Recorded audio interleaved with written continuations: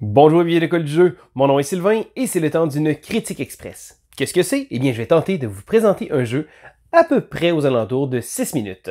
L'école du jeu, en partenariat avec la boutique L'Imaginaire, au-delà de vos attentes.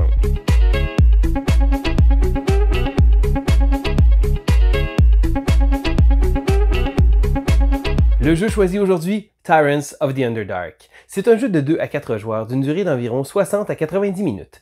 C'est un jeu qui utilise des mécanismes de deck building, mais également de majorité. Donc, il va y avoir certains territoires qu'on va tenter de contrôler. Et à la fin de la partie, on va marquer des points selon les territoires qu'on va contrôler.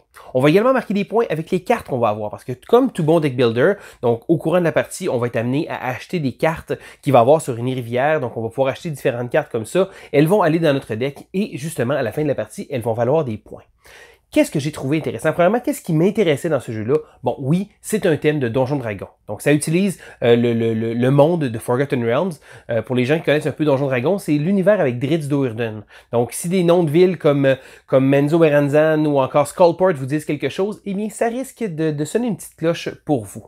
Donc, oui, le thème est très fort. C'est un thème de Donjon Dragon. Donc, c'est certain que pour les rôlistes, ça se peut que ça aille les chercher un peu plus. Mais si jamais vous n'êtes pas fan de Donjon Dragon, dites-vous que c'est un excellent jeu quand même. Et là, je vends un peu la mèche, mais qu'est-ce qui m'avait poussé? Bon, premièrement, je tiens à dire, le professeur Board Game, David Couteau, est un grand fan de ce jeu-là. Et j'avais trouvé ça drôle parce qu'il m'en avait souvent parlé, et c'est un jeu qui m'intriguait. Puis je pense que c'est ce qui m'a poussé un peu à en faire l'acquisition. Mais là, le problème, c'est que comme tout bon jeu de majorité, donc habituellement, c'est le genre de jeu qui se joue pas très bien à 2 joueurs. Donc, plus on est de joueurs et plus il y a de la tension, plus ça devient intéressant. Donc, j'avais laissé Tyrants of the Underdark un peu sur la sellette pendant quelques temps parce que je m'étais dit justement que à 2 joueurs, c'est peut-être pas la configuration initiale. Et souvent, quand j'avais 3 ou 4 joueurs, il y a d'autres jeux qui prenaient sa place. Mais à un moment donné, je me suis dit, tiens, je vais l'essayer, même à 2 joueurs. Le pire ce qui va arriver, c'est que je l'essaie dans sa configuration pas optimale.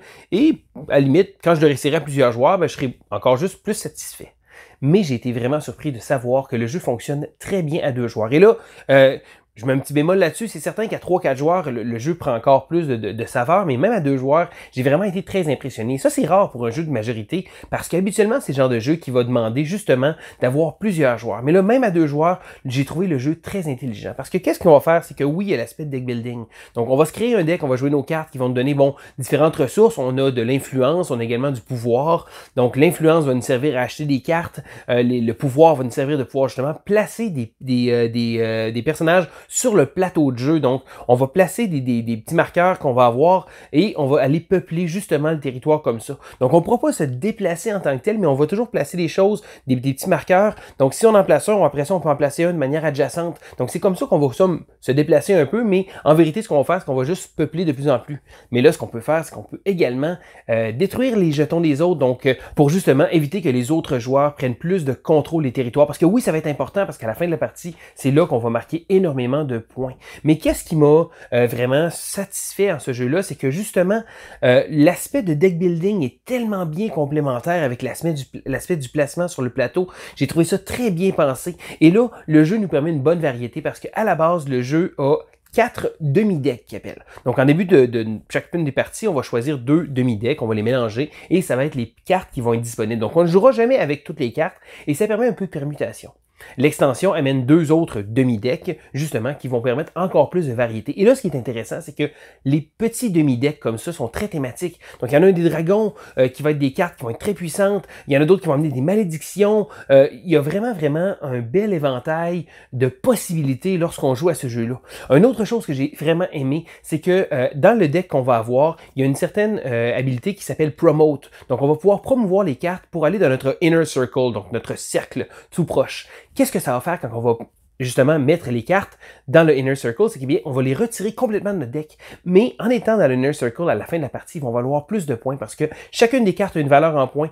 La valeur si elle reste dans notre deck et la valeur si on réussit à la promouvoir dans le Inner Circle. Donc, ça amène vraiment un autre petit jeu. Donc, est-ce que c'est le bon temps pour pouvoir placer ma carte dans l'Inner Circle? Parce que il faut regarder qu'est-ce que les autres vont faire. Parce que s'ils n'ont plus de petits jetons, de petites armées à placer, ça va sonner la fin de la partie. Donc, On va devoir constamment s'ajuster à savoir est-ce que c'est le bon moment d'envoyer mes cartes parce que oui, les cartes vont valoir énormément de points dans l'Inner Circle dans l'autre côté, mais elles ne seront plus dans notre deck, donc on n'aura plus ces cartes-là à notre disposition. Donc ça amène vraiment un petit quelque chose de très très intéressant dans ce jeu-là qui donne vraiment beaucoup de saveur. Une autre chose que j'ai adoré de ce jeu-là, c'est qu'il n'y aura pas deux parties qui vont être nécessairement pareilles. On peut choisir différentes avenues et ça va être très intéressant de voir comment la partie va se dérouler selon les cartes qu'on va acheter tout au courant de la partie. Un petit bémol par exemple, je tiens à dire que la présentation graphique est un peu terne. Les images sont super belles parce que bon, c'est des images de Donjon Dragon, mais le design graphique, je l'ai trouvé un peu fade. L'arrière des cartes est comme, c'est écrit Minion en arrière, ça aurait pu être un peu plus flamboyant, mais encore une fois, ça reste un jeu très thématique et c'est un heureux mélange entre le deck building et le contrôle de territoire. Donc c'est vraiment un mélange qui fait en sorte que Tyrants of the Underdark est vraiment un jeu vraiment génial. Alors c'était Sylvain pour l'école du jeu et on se dit à la prochaine! 1, 2